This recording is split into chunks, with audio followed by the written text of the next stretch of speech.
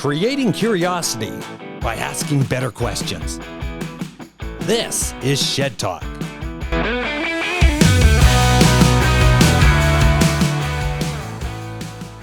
Laval St Germain is the only Canadian to have climbed Mount Everest without the use of oxygen, the only person to have climbed and skied Iraq's highest peak, and the holder of the fastest ever crossing of the North Atlantic Ocean by a solo ocean rowboat.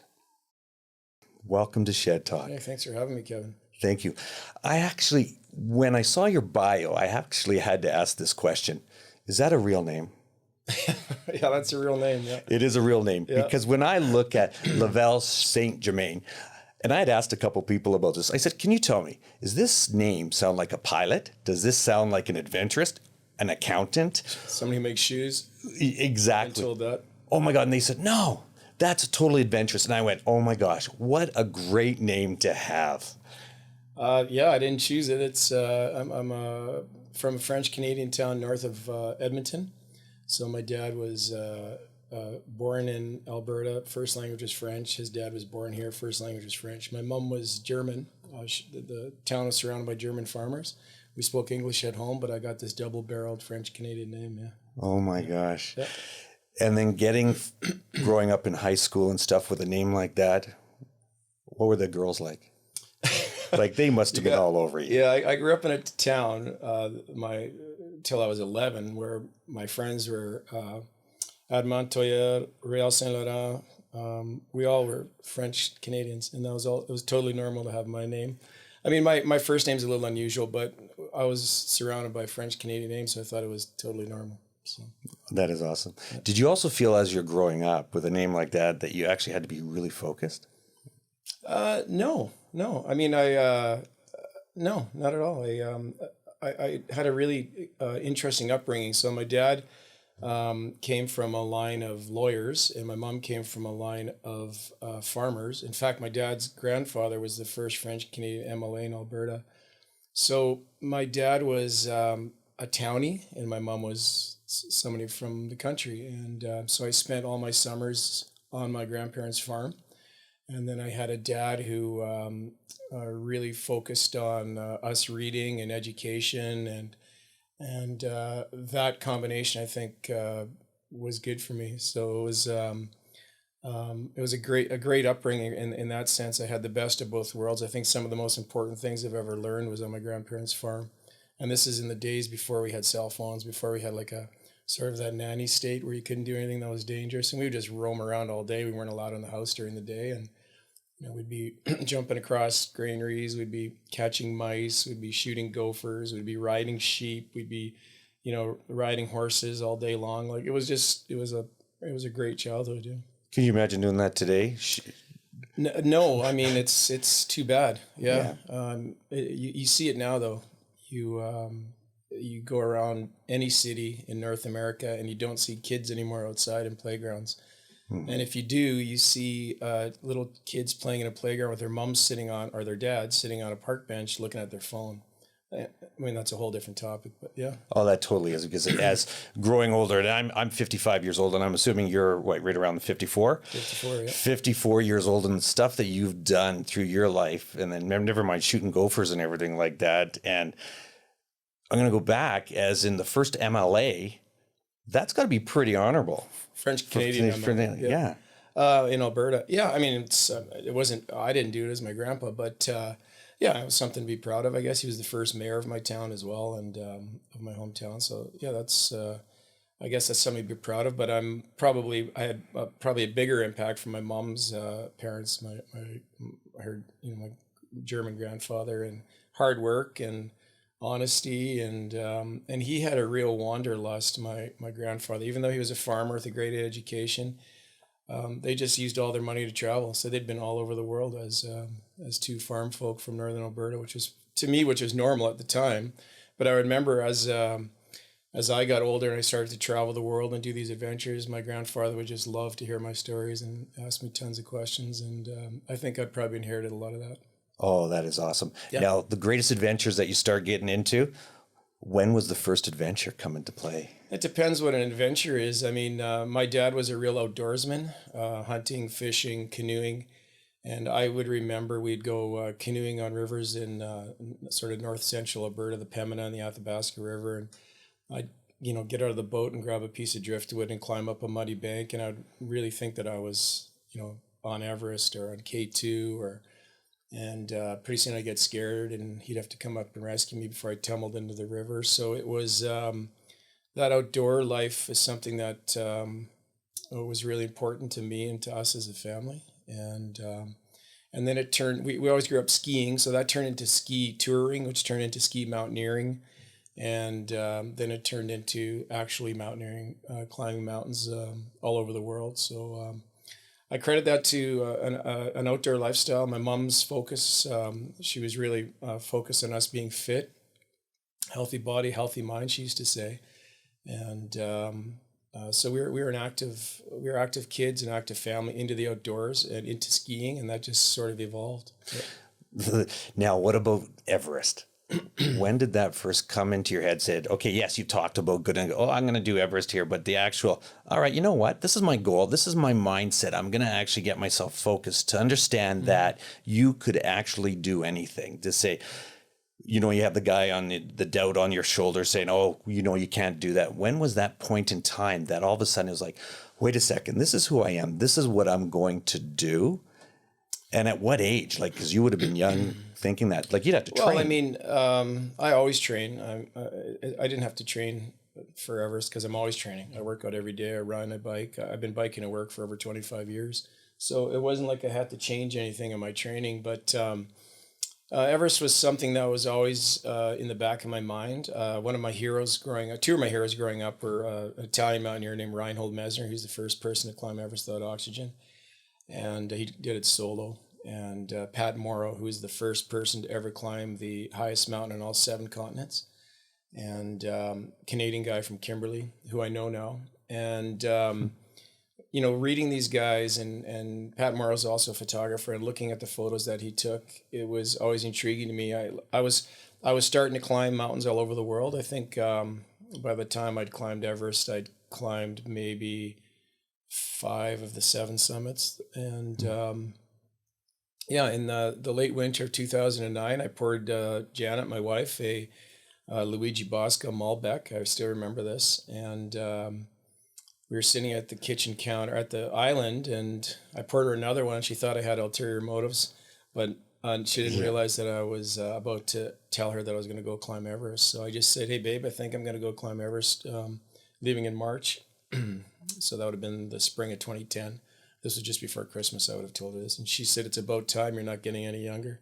Oh my gosh. That was it. So actually prepping for that to tell her you're going to go, because there's a cost to it. Yeah. But Kevin, it's, I'd rather invest in experiences and I'd rather invest in travel than I would in anything else. I don't have a motorboat. Right. I don't have a motorcycle. I don't golf. I've got a lot of bicycles, but I'm focused on human powered trips and going to the remote areas of the world. I just absolutely love it. It's I grew up reading National Geographic and reading Farley Mowat and this is what I love to do. So it wasn't she knows me. She didn't even question.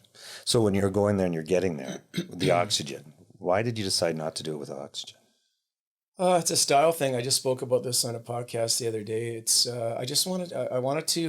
I figured that it had been done without oxygen. I love the description of how hard it was to do without oxygen. That really appealed to me. I wanted to really go into that suffering state. I tend to enjoy that, and I figured I could do it. I wasn't 100% sure until the trip when I was super strong on that expedition.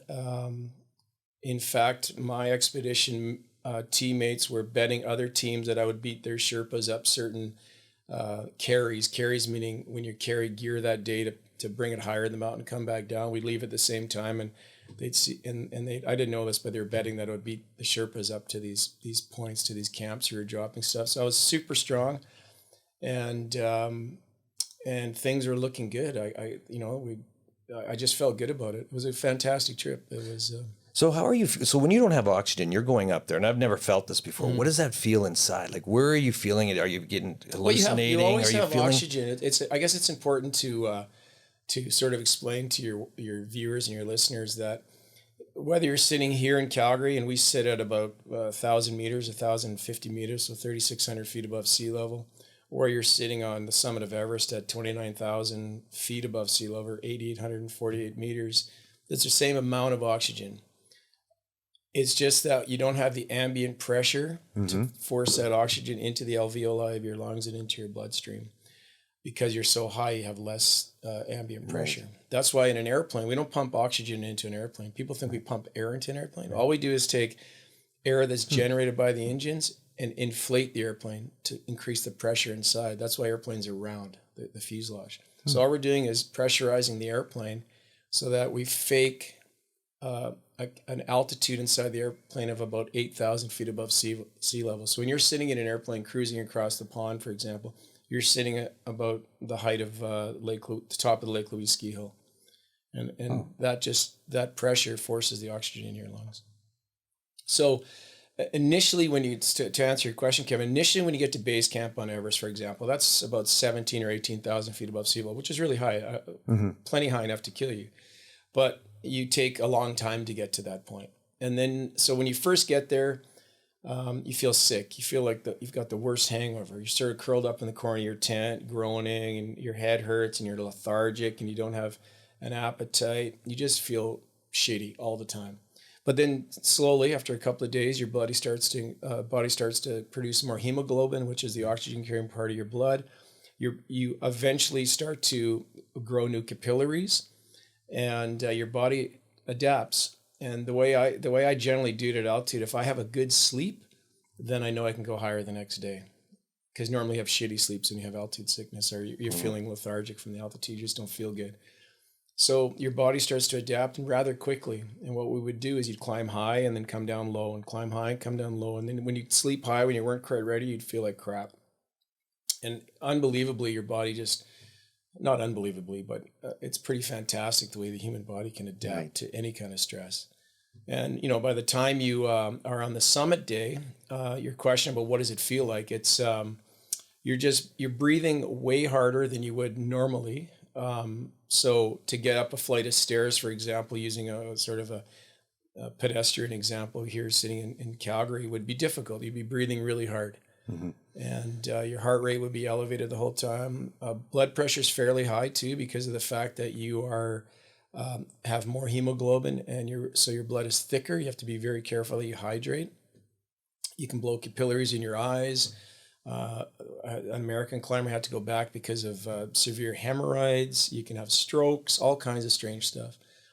And then your body starts to prioritize where the oxygen is going to go. So when your body is starved of oxygen, it starts to divert blood flow from your extremities, your toes, your feet, and it tries to keep it in your core and in your brain.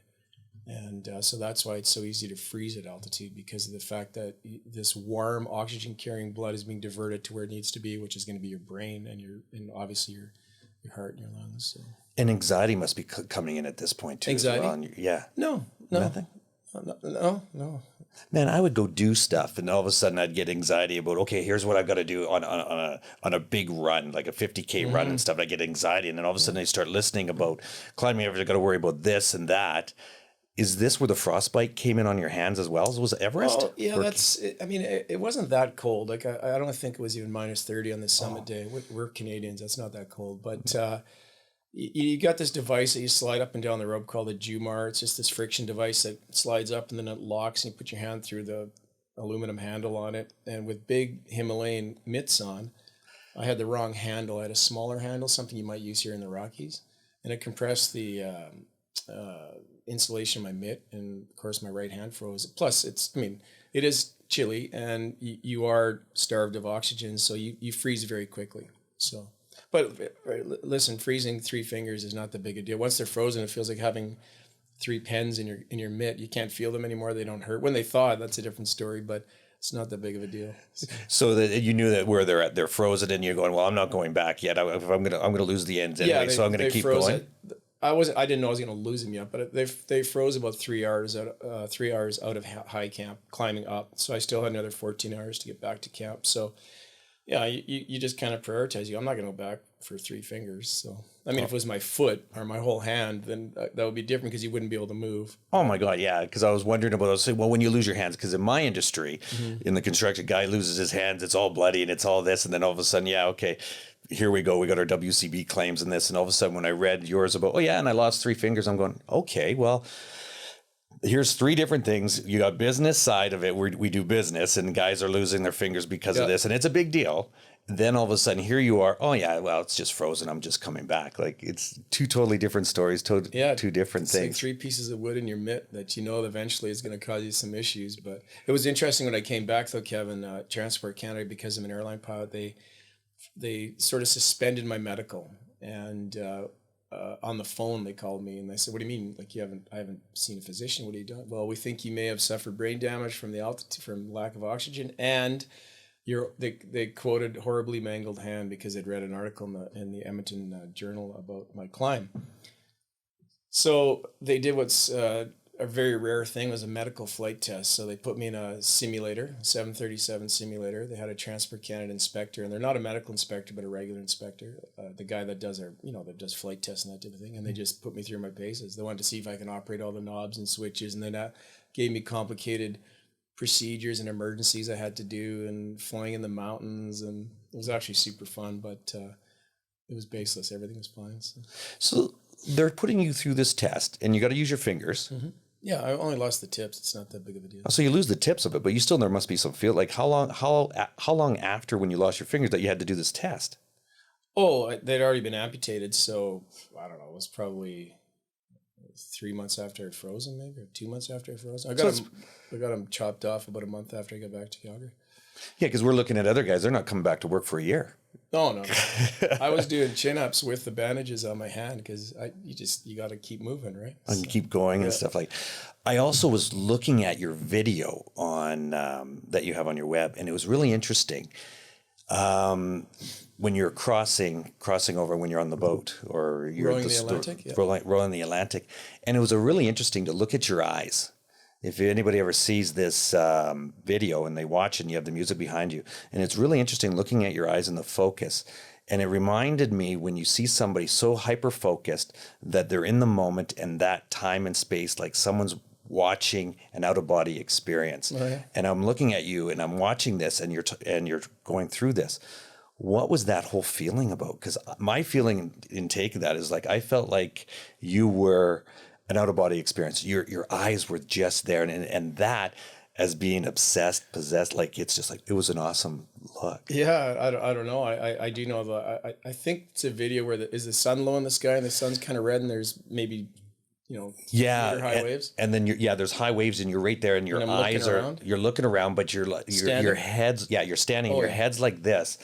And it's not your eyes and the focus where your eyes are at. And when you see that, that intense, it's probably fatigue, but the actual focus, because you have to be in that moment in time right there. Because there's guys that'll be doing things, and then all of a sudden, when you're present and you're truly present in the moment, you can actually see it in somebody that you're truly there, you're present, and that was like, whoa. That there's a guy that's present in the moment, focused, that there is no failure, and you're okay to die. Yeah, I'm not ever okay to die. No, I think, if I put that out there, I'm not. No, I think that video was taken after a very long storm. It had a very long storm, and it was right around stampede time. I remember this because the guy that was doing my wind, weather, and waves, a guy named Jim Rediker, he was a flight dispatcher for Canadian North, a really good weather guy. He did my weather on Everest as well. We had been talking during the storm. It was really funny. I was at my wit's end. The boat I felt was coming apart. I was getting hit by waves, and it felt like I was in a car accident. I remember it felt like I was being hit by a minivan, like broadsided. So I sent him a satellite message, and I'm like, Jim, what's the forecast? How long is it supposed to last? And I remember he came back, he goes, you're almost out of it, only another 16 hours roughly. And I remember thinking, 16 hours? I might not last 6 minutes. This is like I had my survival suit underneath me versus like packed away I had my bailout checklist ready to roll. I was anticipating that the boat was going to come apart. Anyway, I got through the storm. More importantly, the boat got through the storm, and that video was taken after the storm when the water had calmed down. Even though I look at that video now and the waves are probably almost as high as a shed, but compared to what they were when I was in the storm, they were it was like flat water. So Were you actually, so during that storm, were you like going, oh, this could be it? Like, yeah, I mean, yeah, I didn't think I was going to get the chop, but I figured I was going to end up in my survival raft, in my survival suit, and waiting for rescue. I mean, hopefully waiting for rescue, but there was just nighttime storms in the North Atlantic are not fun because daytime storms, you can position yourself down waves so that when you get to the bottom, so when they get hit by another wave, you don't tumble. And at night, you can't see, but I became so one with that boat that I could actually, just by feel, get it going down the wave the right way. And just using two little ropes that were tied to the rudder, I could just, moving even a centimeter would really adjust the boat coming down a wave. And what happens at the top of a big wave is when you see a wave and there's the white water at the top, it's actually, there's a rotational force on the boat. So when you get to the top of the wave, the boat starts to turn, then comes down. So you have to always correct that. And it was really hard to do at night because you're just doing it by feel and you're exhausted. And so, yeah, those are tough. Those weren't fun, but I can generally describe the discomfort of rowing the North Atlantic, or generally describe how hard it is to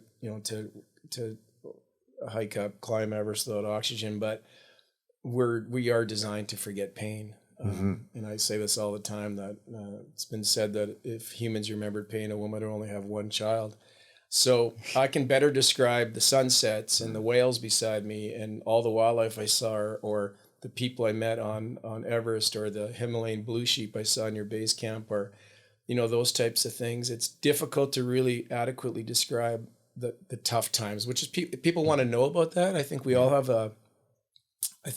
want to know what happens when you see a ship or a small boat disappear over the ocean horizon. You want to know what happened on the other side. Or if you see a climber on a high ridge and they disappear into the clouds, you want to know what's going on on the other side of the ridge or in those clouds. And that's why I do it. But when you come down, it's difficult to describe. Right. Yeah.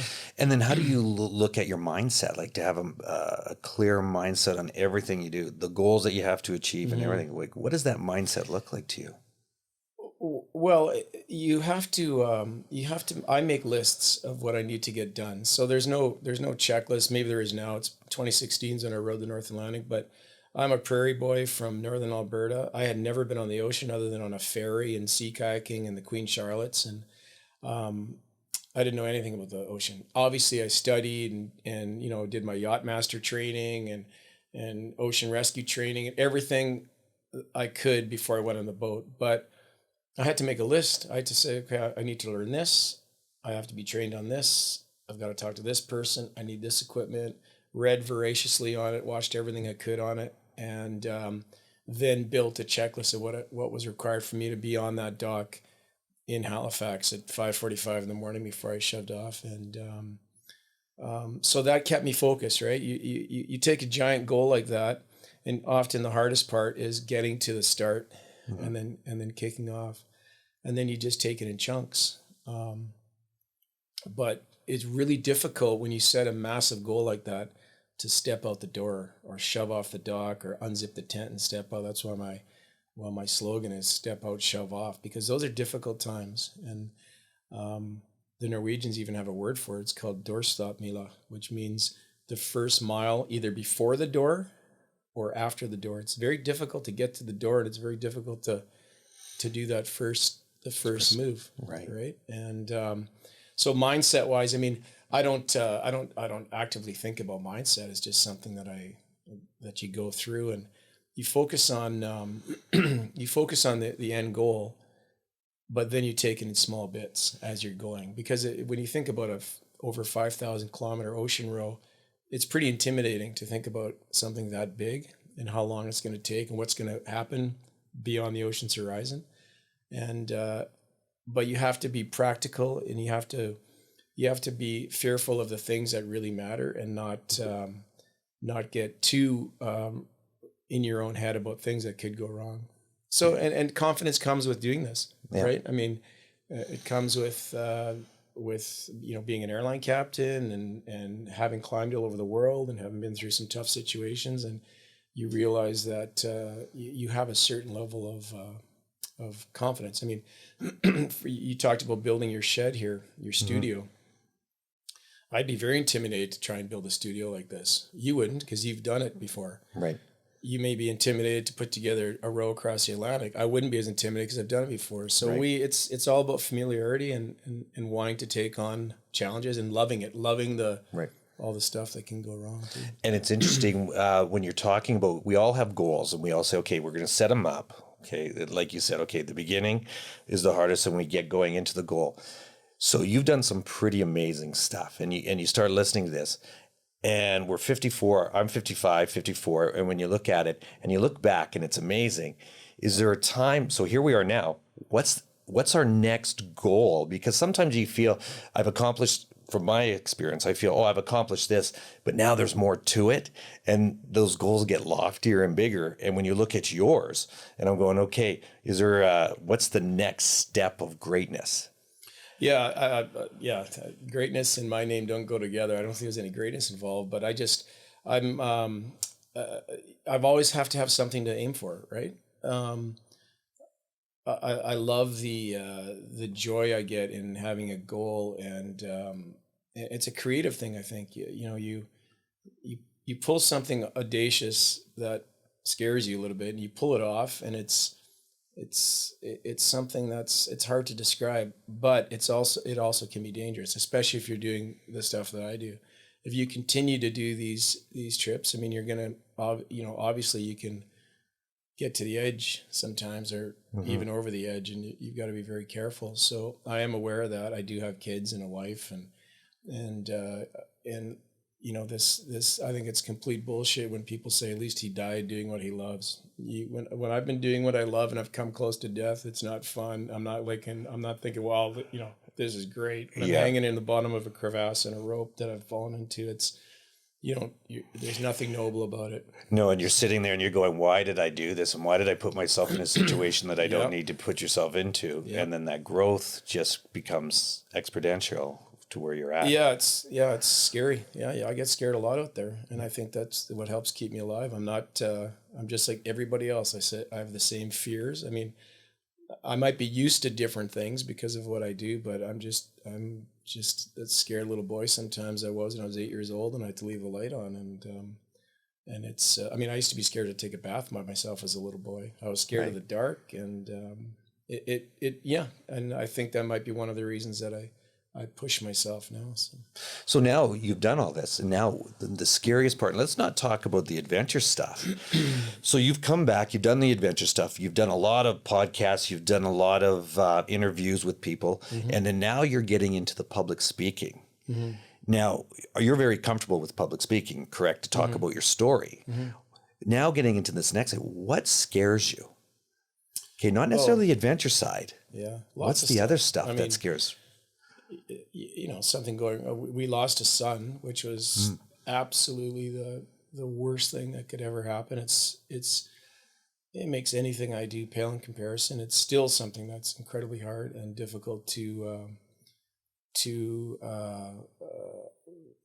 deal with. So I think that has really inoculated me against.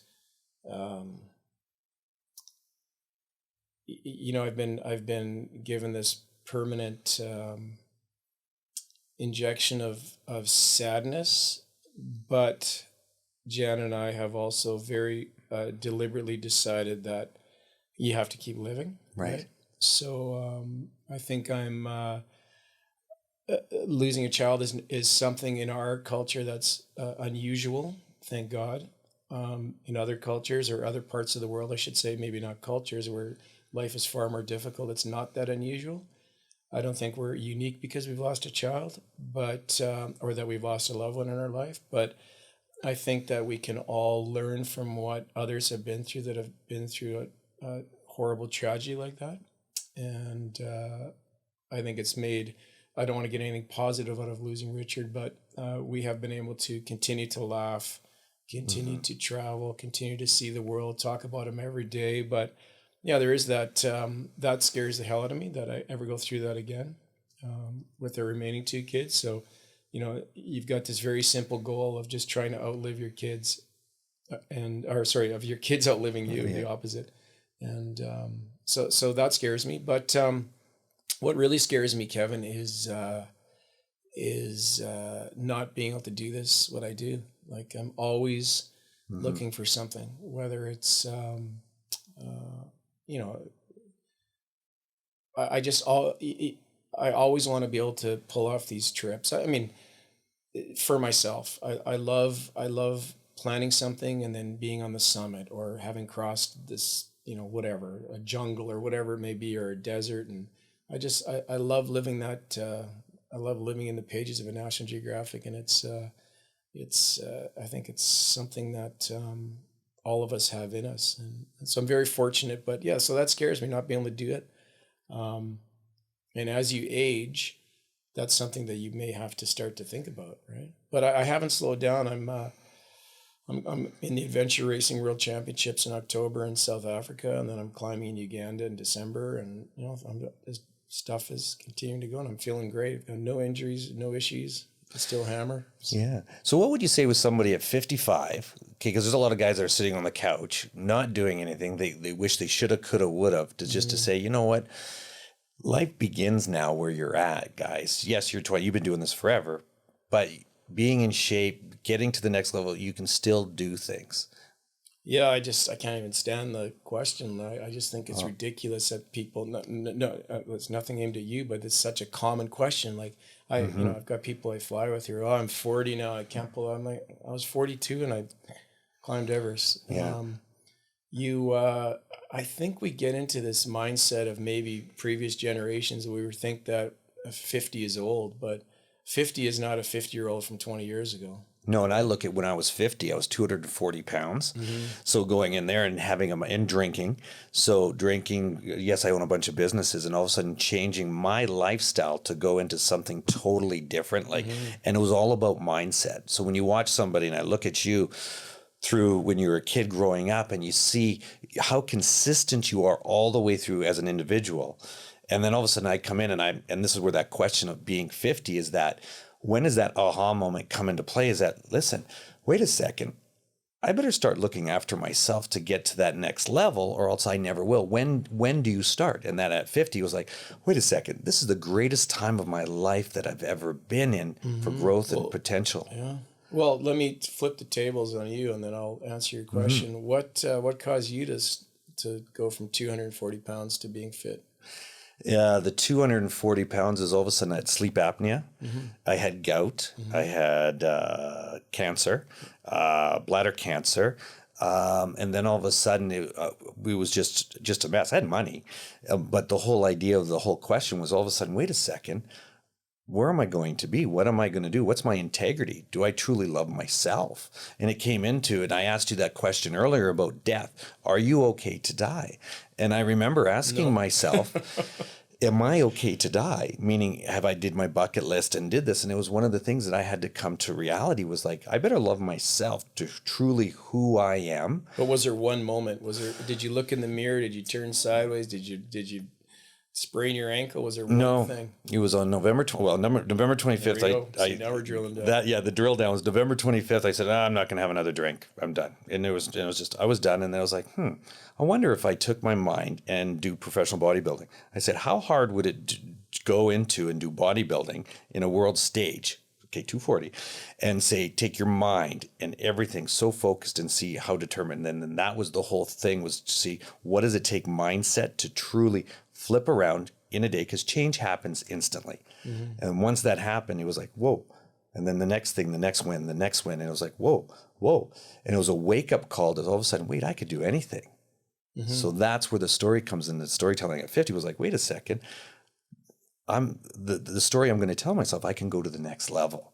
And listening to you, you already had that all the way through. So that's inspirational. That's inspiring. It's just like, yeah, that's exactly that eye, they call it the eye of the tiger, the Sylvester Stallone back in the day, and then you see that in someone's eye, and then you can actually feel it and get that feeling across.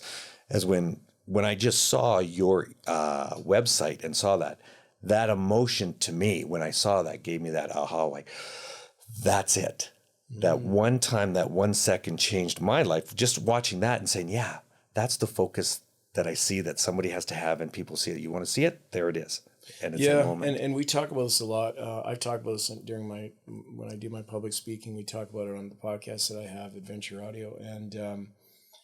And the way I see it, it's like you're that silver ball rolling down the pinball table, and there's the flippers that deflect you in different directions. And you can either be deflected to 240 pounds and drinking too much and gout, or you can be and focus more on money than you are on your fitness or your health, or you can get deflected into health and fitness, traveling, picking up experiences, maybe getting out of a crappy relationship or something like that. But sometimes it's almost out of our control. And the example I use is our youngest son, Eric. He's 21 years old.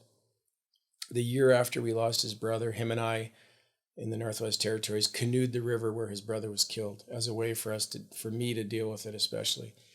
And we had to fly in a small bush plane up to this indigenous village up on Great Bear Lake, Delaney, this beautiful place. And the pilot of the single-engine Cessna that flew us in there said to Eric, his name is Louis Lawrence, he flies for Air Canada now. He said, Eric, do you want to ride up front? Because it's a single-pilot airplane. And Eric said, sure. So he rode up front, little kid, he was 14 years old. And a couple of days later, we're on the side of the Great Bear River, him and I, laying in the tent just before we fell asleep. And he said, hey, Pops, I think I want to become a pilot. I said, oh, cool. I said, what brought that on? He said, just looking at Louis flying the airplane and all the switches and buttons and stuff, it seems cool. So my point is that flipper was Louis inviting him to the cockpit, right. Even though I'm a pilot and he'd ridden up with me. And, sometimes what's run right under your nose, you don't want to do. And now he's an airline pilot. He's 21 years old, flies for the same airline I fly for. So that's how fickle life can be. But I think what we need to do sometimes is to actually hit the buttons on the side of that pinball machine and deflect ourselves, hit the paddles so that they deflect us in the correct direction. And sometimes it takes 50 years to find it. For me, I can actually remember very clearly that it was a love of reading about travel, a love of reading about adventure, sort of typical boy adventures. And the fact that my mom was, playing volleyball and softball and canoe racing as a little kid growing up, seeing her do that. And I remember once I asked her, I said, Mom, how do you have such a flat stomach? I was 8 years old. And she goes, I just hold it in all the time. And I stand up straight, hold it in, and I exercise. And from that day onwards, I have focused heavily on staying healthy. And I preach this to the young first officers that fly with. The most important thing you'll ever do in your life is look after your health. And number two is pick the correct spouse. And if you get both of those right, you really set yourself up for success. So yeah, I mean, your paddle was this whole cornucopia of shit, gout, bladder cancer, obviously all the stuff that goes with being 240 pounds and a 5'10" guy. That's sleep apnea, yeah. Sleep apnea, and obviously running a bunch of businesses, which isn't healthy. To combine all the stresses of that together, and probably the greatest thing you've ever done in your life, my guess, looking back in it 4 years now, is to get a hold of your health, right? Oh, and health is the most important thing ever. It really is. You can't do anything without it. Yes. I mean, if you're unhealthy, and I mean, it goes right down to being with your spouse. And she, if your wife says, "Well, let's do this. Let's go for a walk," you're like, "I can't." My toes sore from gout, or what I mean. It's so important. You can't play with your kids. You can't travel. You can't sit in an airline seat. Like, I don't know. I find it to be one of the the best investment you can make is your fitness and your health. It truly is one of the best because of, I got guys that have heart attacks, and then once they're on the pills, it's like, guys, now you're not proactive, you're reactive. And now it's like, you can't go for that walk. You can't do that. So it's like, okay, let's begin today, because today starts today. And I do think now we live in a society where we want a quick fix for everything. And you have to realize that it takes an effort to stay healthy. But you have to make it as natural as brushing your teeth. Everybody brushes their teeth, I hope, before they go to bed, and everybody brushes their teeth in the morning. Nobody ever questions that. If I ask you that, you go, of course I do. You shrug your shoulders. Yeah. But I say, do you work out every day? The vast majority of the population, the last time they sort of focused on their fitness is grade 12 phys ed class. Right. And what in life is their non-negotiables? What are you in life? What is your non-negotiable that you're not going to give up or whatever? What's your integrity as a human being, and what you're going to do to give back to yourself? That makes you valuable. You owe it to your family. Yes. Because if you don't look after yourself, they're the ones left holding the bag when either you check out early, or you're unable to do stuff, or you're unable to look after yourself. So I don't want to focus too much on that, but so it's interesting that you had that pinball paddle deflect you in the right way, or that ball could be sitting in the hole right now. Well, Game over. How true that is. Game over. Well, Laval, thank you very much for joining me and on Shed Talk and everything that we've been doing. So thank you very much. And is there anything you want to sum up with of curiosity for yourself? No, just don't wait until tomorrow. I'm an airline pilot, and we are all running out of runway. I don't care if you're 21 or if you're 55, that we're all running out of runway, and you want to get airborne and get stuff done, because it goes quickly. So life is short. Thank you very much for your time. Thanks, Kevin. Thank you. Now you know. Shed Talk.